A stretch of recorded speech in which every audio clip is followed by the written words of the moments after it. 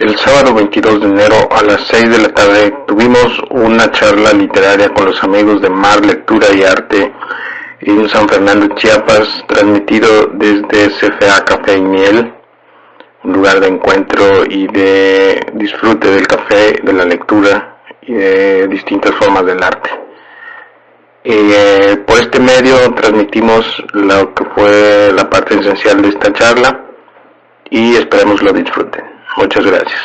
Bueno, bonita tarde tengan todos ustedes. Muchas gracias por estar aquí con nosotros y estamos muy agradecidos que en esta tarde fría, rica aquí en San Fernando, veníamos entrando aquí y veíamos ya desde la planadita cómo bajaba la neblina muy rica y decimos nos va a topar un clima bastante agradable y no nos equivocamos. Y más grata esta tarde porque con nosotros a través de esta página de Lectura y Artes Mar tenemos con nosotros nuevamente a nuestro amigo Ney Antonio Salinas.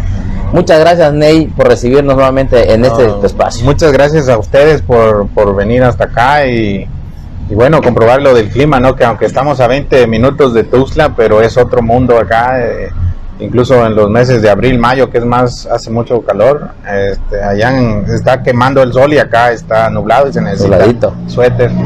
Sí, es un contraste. Bastante contraste. Y bueno, en esta tarde nos convoca una de las novelas que ha escrito Ney Antonio Salinas, que de verdad usted no se puede perder esta charla que vamos a tener hoy, porque platicaremos de esta novela que se llama Sino del Estrigón. Es una novela que particularmente he leído en dos momentos, es decir, solamente dediqué dos tiempos, en dos tiempos distintos para poder leer la novela. ¿Por qué? Porque es una novela que usted no puede leerla pausadamente. En mi opinión diría que es una novela para leerlo de un tiro, porque te emociona, te envuelve desde la entrada. Es una novela que además está escrita en un lenguaje muy coloquial, en un lenguaje que ya iremos platicando con Ney Antonio Salinas durante esta entrevista, cómo nace, cómo es que fue tejiendo esta historia, esta novela negra. Y bueno, muchas gracias, Ney. Esta es una de las dos novelas que por ahora tenemos, que es Sombra de la Avenida, una de ellas, que lo puede, o algunos ejemplares puede usted encontrarlo a través de la librería Educal. Y también pueden descargarlo también en línea, en la página de Coneculta.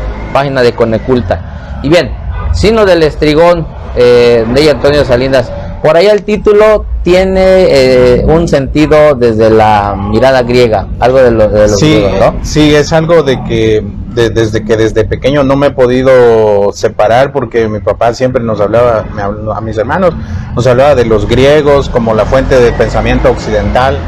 Entonces, cuando llegué a leer la Ilíada y la Odisea, pues yo cimenté ese gusto por la literatura clásica, pero principalmente por la influencia griega en el pensamiento, en las artes, y bueno, es de ahí que se toma el título de la Odisea de Homero en el canto 10, donde Odiseo va en este peregrinaje hacia Ítaca, hacia su casa, y topa con la isla Telépilo de Lamos, donde está la ciudad de la Estrigonia, que está habitada de gigantes antropófagos que se alimentan de hombres. Entonces es una analogía en el marco de un México convulso, de que de cierta manera el estrigón pues se alimenta de otros hombres a través de su oficio. En este caso es un joven que realiza un viaje parecido al de Odiseo para llegar a ese destino, ¿no? de sicario, de tener que matar para sobrevivir. Sí.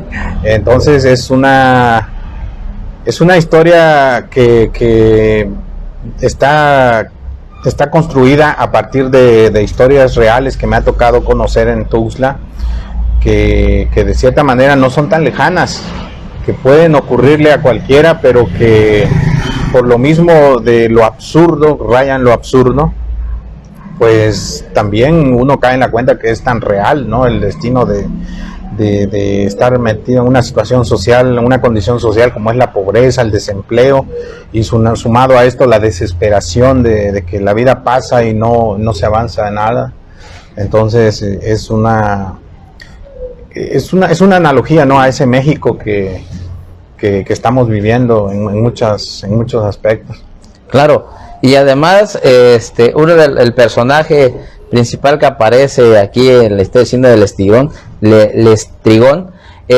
lleva su apellido así, ¿no? Finalmente aparece, sí, con el apellido del Lestrigón. Finalmente es un apellido que también por ahí llegué a ver, ¿no?, en algún momento, que es en alguna zona rural, pero que me llamó mucho la atención que tenga este parecido pues con estos seres míticos o mitológicos que aparecen en la Odisea, y que concuerda pues con lo que la novela quiere mostrar, ¿no? El hecho de que para vivir el personaje tiene que matar, y no es una opción que le dieron a escoger, ¿no? Simplemente fue orillando a eso y no le quedó de otra.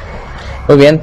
Hay una parte muy emocionante desde el inicio que seguramente nos vamos a sentir, usted se va a sentir identificado con esta novela. Empieza la historia desde un territorio de Oaxaca, ¿no? Sí. Cómo empieza desde Oaxaca hasta llegar a Tuxtla Gutiérrez, hace un corte ahí y luego intermedia hay una historia padrísima que está todo, digamos, gran parte del desarrollo de la historia, y cómo precisamente viene en todos los recorridos, el personaje viene haciendo una serie de analogías y además viene como haciéndose preguntas, ¿no? De todos los contextos donde aparece, todos los espacios, se viene preguntando cosas. Digamos, en la realidad nos deja como este sabor de boca, decir, a donde vayas, parece ser que la situación es la misma. Bueno, no solo la situación, sino los tiempos también, ¿no? Y como una analogía también a la cuestión de la Odisea, es un viaje que físicamente hizo Odiseo para regresar a su casa, y maldito por los dioses de no regresar, ¿no? De no poder hacer el regreso a su Ítaca. Asimismo el personaje hace un viaje interior, y va recapitulando las cosas buenas y las cosas malas que normalmente le han ocurrido, y que son situaciones cotidianas, ¿no? Que a cualquiera le pueden pasar, que en eso consiste, ¿no? El viaje interior, de ir reconstruyendo el pasado para acumular el coraje para enfrentar el capítulo que viene. Es el desenlace. Claro. Y bueno, como dentro de llega a Tuxtla Gutiérrez y viene con una encomienda el personaje, ¿no? Sí. Que no fue precisamente que eligiera, vamos a decir, como esa profesión, ese oficio, sino sí, que las circunstancias económicas y políticas, incluso el sentido de la justicia está muy marcado ahí. ¿Cómo lo orilla al personaje? Porque parte del entramado fuerte de ese personaje está aquí en San Fernando, la historia, ¿no? Sí, parte del inicio del periplo está ubicado acá en San Fernando, precisamente porque pues es el ámbito geográfico en el que me muevo, ¿no? Pero también tiene que ver esta dualidad que existe entre Tuxtla, San Fernando, o Tuxtla, San Cristóbal, que son climas diferentes. Entonces es como plantear esos universos casi contrarios que hay dentro del mismo Chiapas y a muy corta distancia, pero también tiene que ver con la gente que caminamos las calles, ¿no? Que también traen una historia y que tienen que plantarse pues ante lo que el futuro les puede traer. Entonces es en parte un homenaje, en parte una analogía de lo que he vivido yo en Tuxtla Gutiérrez, y y bueno, el destino o las fuerzas que no puede controlar el personaje lo orillan a ejercer un oficio que además en un inicio le parece detestable, e incluso respondiendo a ese dicho de la sabiduría popular, de esa agua no he de beber, no lo digas nunca porque nunca no sabemos. Sí. Ajá. Entonces es más o menos esa idea de contraponer los mundos, también de mostrar, ¿no? Pequeñas historias que me he ido encontrando que tienen su base en la realidad, de personas que han ido viviendo ciertas cosas y que he llegado a tener contacto, pues. Entonces junté esos retazos de historia para construir esta novela y pues bueno, el resultado está aquí y estamos ya listos para una segunda edición. Muy bien. Y además es una novela, déjenme ustedes decirles, es una novela que no solamente, digamos, puede ser leída por, digamos, para un público determinado, ¿no? Desde los adolescentes para acá, porque el personaje está inmerso en esta cotidianidad de Tuxtla Gutiérrez o a donde quiera que vayamos, como las circunstancias económicas lo obligan a realizar trabajos que no lo vemos que no son, ¿cómo le diríamos? Muy bien vistos, ¿no? O sea, no son debidos, forman parte, la justicia no lo permite. Y siendo un profesionista, ¿no? Que también mucha juventud se ha de identificar en la falta de oportunidades, que de cierta manera tienes que tener contactos para poder posicionarte aunque tengas una profesión. Entonces también nos muestra esa parte, ¿no? de la desesperación de la juventud al no tener opciones. Claro. Entonces es lo que ha venido pasando con nuestro México, ¿no? De que mucho talento, mucha fuerza, mucha juventud es canalizada hacia cosas que no deberían estar pasando, ¿verdad? Por la misma falta de oportunidades o no sé, no, condiciones que no están en nuestro control también, porque muchas veces, aunque no quiera la persona, es orillada a hacer ciertas cosas, desde el ámbito cotidiano hasta el ámbito macro, ¿no? Como es el personaje, que es a partir de la ficción nos está mostrando cosas que tienen eco en la realidad. Por ahí, sí. Bueno, y aparece dentro de esta historia, aparece el Pepe Nananchi, o sea, digamos, vamos a llamarle un apodo, ¿no? Que normalmente aparece, ¿no? El Pepe Nananchi, conocido después como el Tío Meche. ¿Cómo aparece? ¿Cuál es la función del Tío Meche, el Pepe Nananchi, en la historia? Para el personaje principal se convierte en un antihéroe, porque lo que realiza no es digno de heroicidad, ¿no? Sino más bien de sobrevivencia. Ahora, el Tío Meche es el antagonista, es el reflejo de esta clase política que normalmente pone obstáculos, ¿no? Para el desarrollo social, no facilita este tipo de desarrollo humano, comunitario, a partir de actitudes también de sobrevivencia, porque al final el Tío Meche es un sobreviviente, ¿no? Sí. Es un vendedor de nanche y de jocote en las ferias de pueblo, por eso le apodan el Pepe Nananche, que de algún modo se conecta con la política y logra escalar en la escena del poder, y es así como estos personajes se empoderan y al llegar al poder derrochan pedantería, también es una especie de desesperación de no volver a caer en la pobreza, entonces se aferran a ese estatus con todo lo que tienen, y en ese trayecto se despojan de la humildad, de muchas cosas que en un inicio pudieron haber estado presentes. Sí, ambas historias, tanto el protagonista como el antagonista, están relacionados precisamente por esta sobrevivencia, digámoslo así, ¿no? Sí. En esa sobrevivencia. ¿Cómo el Pepe Nananchi es tan astuto en la historia? Porque le hace primero una encomienda que, a ver, oye tú, vente para acá y vas a ir a hacerme una chambita, ¿no? Y le hace parecer que va a ser algo digno, es que dejé mis llaves de mi casa adentro. Sí, algo tan normal, tan como preguntar una dirección, como... Y que muchas veces nos puede pasar alguien aquí en la calle, oye, sí, échame la mano, y realmente no sabes que estás destapando una caja de Pandora ahí. Sí. Como que le dice que ve por la llanta y luego se le hizo extraño que, oye, no me abre la puerta. Sí, ¿no? Y tuvo que volver a brincar. Entonces ahí empiezan las sospechas y empieza todo el asunto, ¿eh? Sí, claro. Y bueno, por ahí también aparece como el sentido del arte, ¿no? El sentido del arte, el sentido de la escritura. El personaje principal, uno de sus, digamos, proyectos, de sus fascinaciones era algún momento escribir algo, ser escritor, ¿no? Y cómo se fue incluso a partir de lo poquito que ganaba, se empezó a hacer de algunos libros.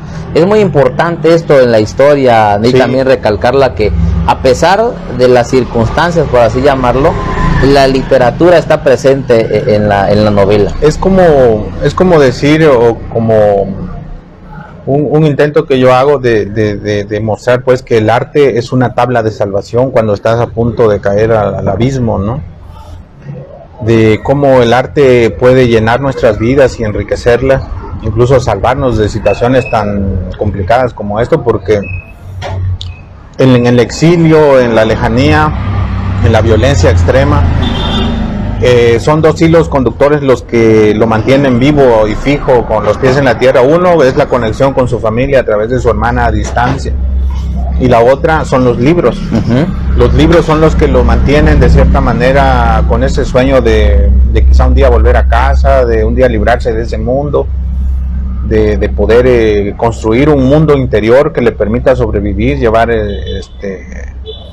sobrevivir al insomnio también, a la violencia, a las consecuencias que puede tener también su oficio, al miedo, al riesgo, porque pues eso de no poder llorar durante años también tiene que ver con una cuestión psicológica, ¿no? Emocional. Entonces pues, logra llorar cuando ya está en Chiapas, de regreso, y cuando ya hizo un cometido o está a punto de hacerlo, pero cuando tiene ese contacto con la nostalgia, ¿no? Por eso lo primero que hace al llegar es pedir un raspado de nanche, porque es algo tan chiapaneco que se le ha negado por más de 10 años que ha estado fuera de Chiapas.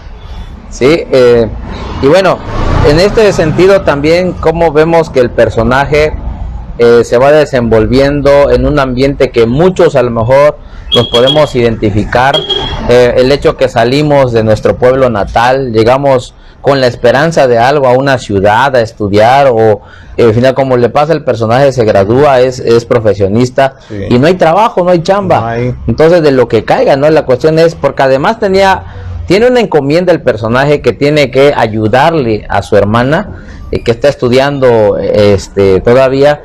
Y además tenemos así como le voy a ayudar a mis viejitos, a mis papás, ¿no? Mandarle algo, que se esforzaron por allá.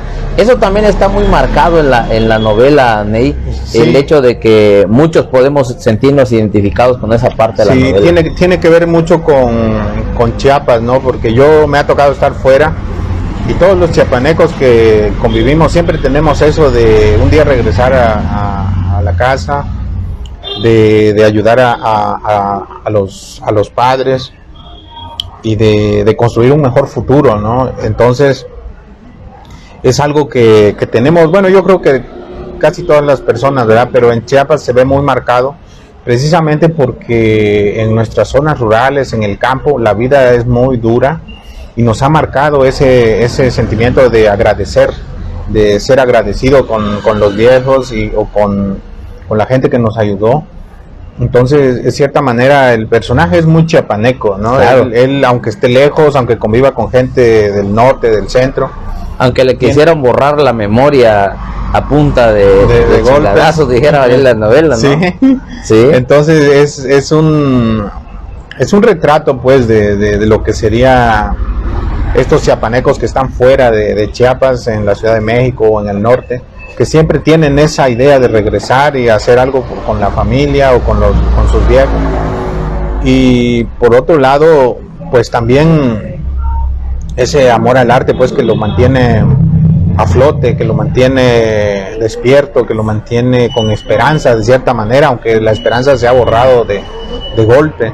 Muchos llegan a la Ciudad de México con la esperanza de hacer algo, no, él llega porque va huyendo y porque fue obligado a irse. Claro, entonces son condiciones muy duras que pueden surgir a partir de un absurdo, si se quiere, pero que al final puede ocurrir a cualquiera, ¿verdad? En cualquier momento. Es eso, ¿no? De cómo esas situaciones desafortunadas se van encadenando, pero cómo tiene que el personaje sacar lo mejor de sí, hacerse fuerte para poder transitar esos caminos de violencia y de miseria moral, ¿no? Principalmente. Sí, y luego vemos ahí la cuestión de la injusticia, un poco la injusticia, pues, por así decirlo, social, ¿no? De que también tiene, por eso decía al inicio de la charla, que también en la lectura que hago puede ser una sátira, así lo podemos ver. Tiene mucho que, dejo de ser una novela muy padre, de que está en un lenguaje muy propio del chiapaneco, que además hay partes que, digo, lo lees y te mueres de risa, ¿sí? Es cierto lo que esto, ¿no? Muy identificado con eso, pero en esta injusticia social y además la injusticia que digo, entre comillas, el gobierno intenta operar, ¿no? Digo, es dos cuestiones, una cuestión de la injusticia social, por lo que se va y cómo lo orilla sin querer hacer las cosas, lo lleva a ese oficio, y el otro, la injusticia social también muy marcada, si por donde le busques está el sentido de la injusticia de ahí. Sí, es muy duro, porque en la calle tú puedes ver a muchas personas que tienen estas condiciones duras de vida, y que cada una pues tiene una historia pues que contar. Sí, entonces Sino del Estrigón es una novela que usted puede leer, pues además, yo le decía, una novela que pueda usted leerlo en dos, tres partes, ¿no? Por así decirlo, sí. Porque terminas una parte de decir, ya quiero entrar a la otra, y cómo se engancha una historia con la otra. Y bueno, Ney, en este Sino del Estrigón esperamos una nueva versión ampliada, o lo que se viene para, los has anunciado, y dándonos la primacía aquí con los amigos de Lectura y Arte Mar.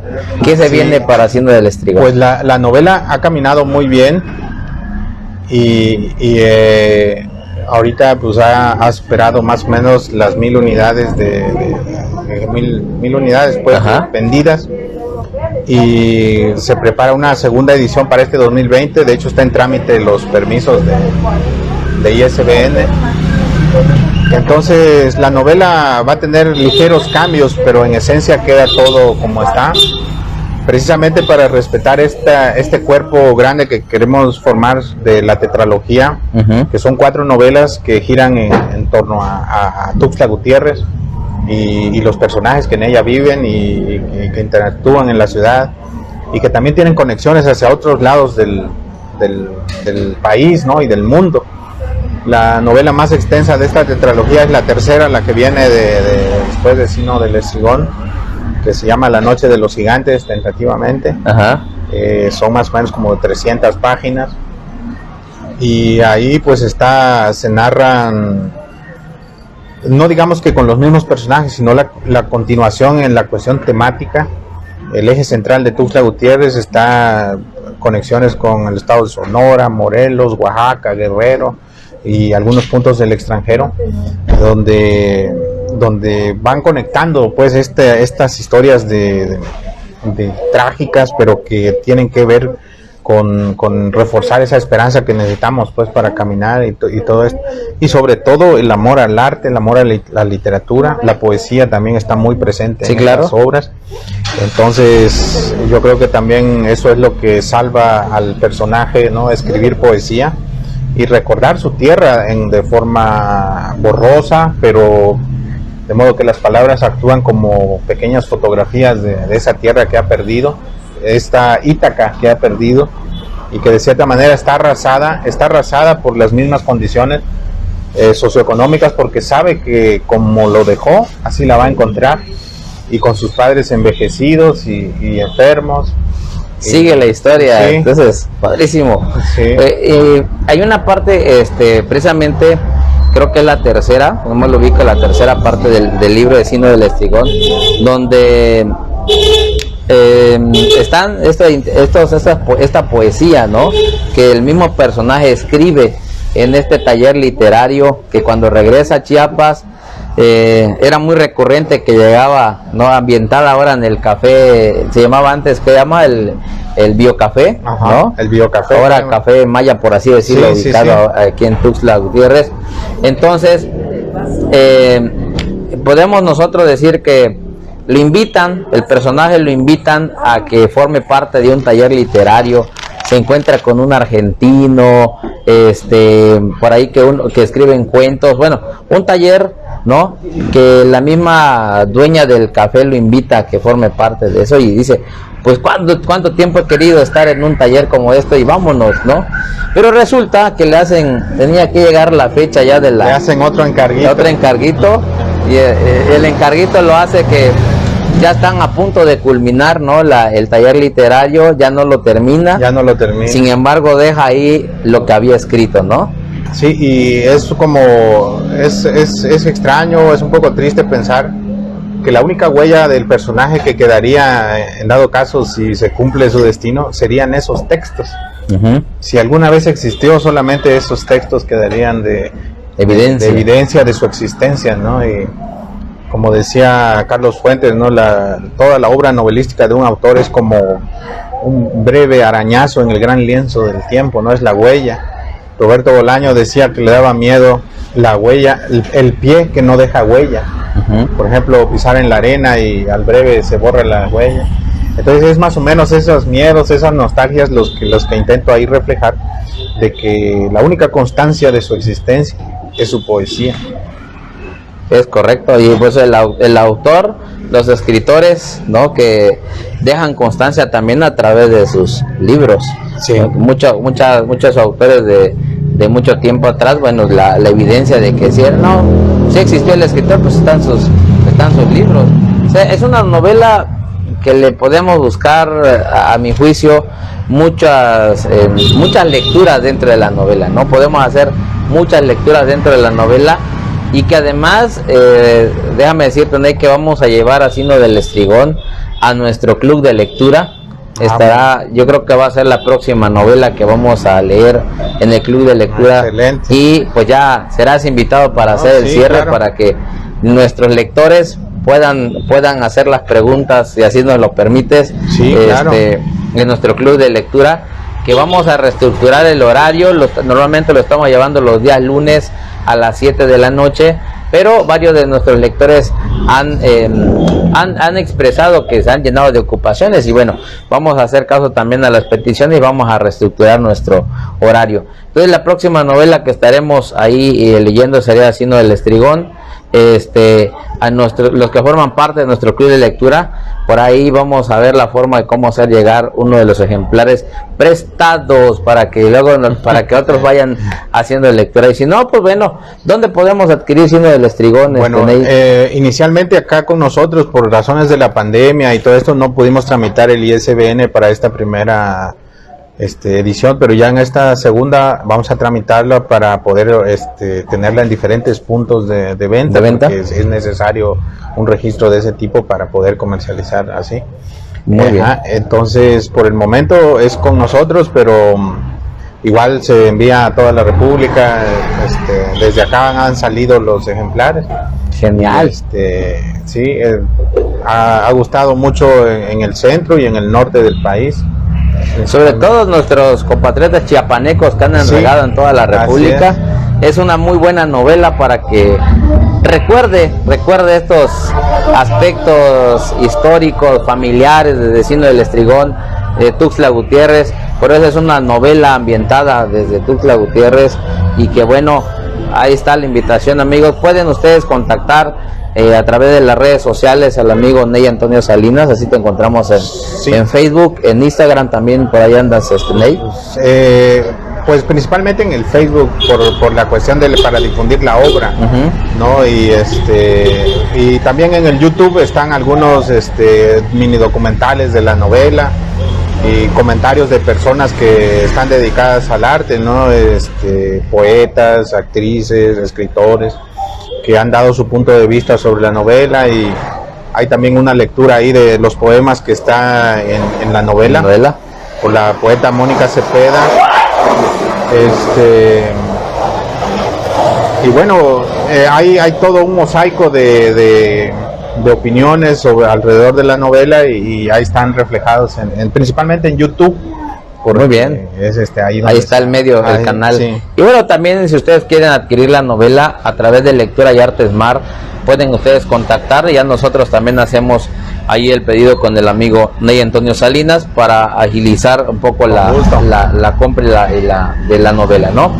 Y bien, estamos precisamente en CFA Café y Miel. Es un expendio de café que lo pueden encontrar aquí en San Fernando, lo mismo, ¿no? Y bueno, Ney, algo más que quieras comentarnos. No, pues agradecer a ustedes por el tiempo, por el viaje, ¿no? Se dice que también el viaje está incluido en el regalo, en el paquete, ¿no? Y eso se valora, se agradece.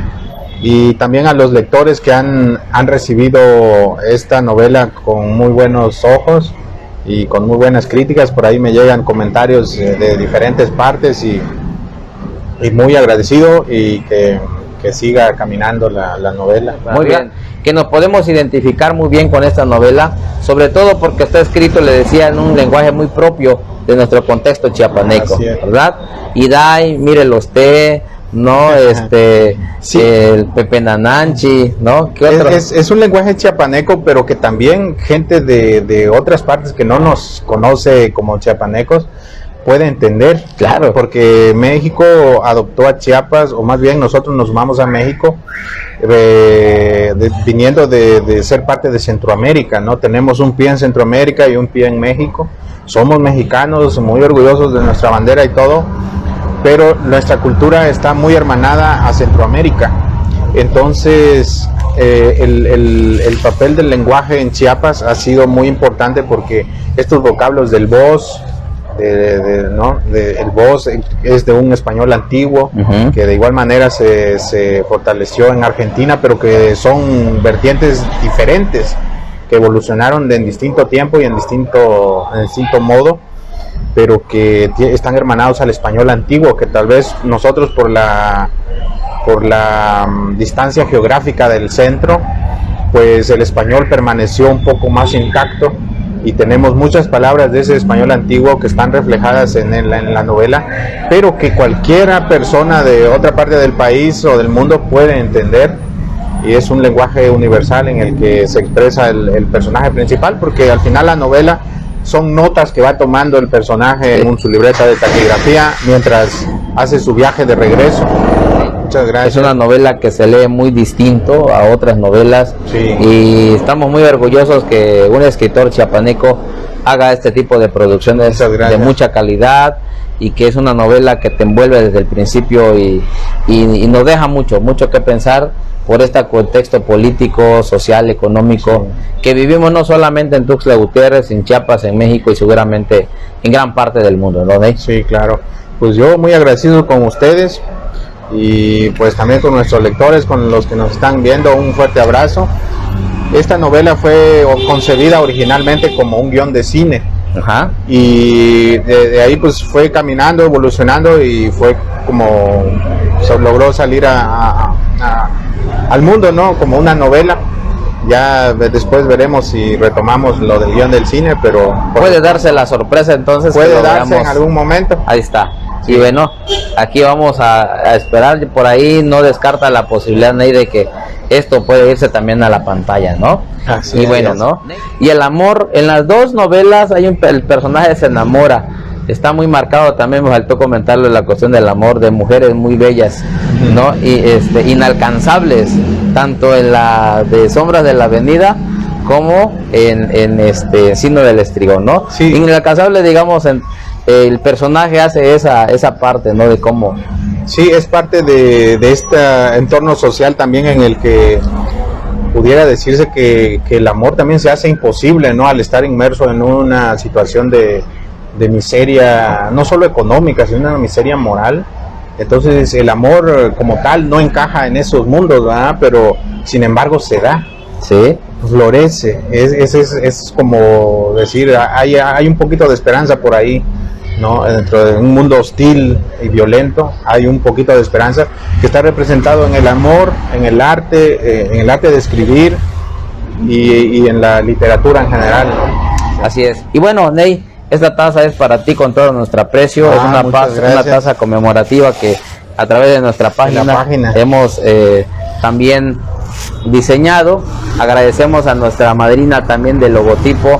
Este es un logotipo diseñado por el maestro Gabriel Pozo, el pintor Gabriel Pozo. Sí, sí. Él nos hizo el diseño, pero es patrocinado por la maestra Consuelo Martínez. Excelente. Ella es nuestra madrina del logotipo, y que estamos haciendo, pues bueno, este colectivo a través de promover la cultura, la lectura y las artes a través de nuestra página.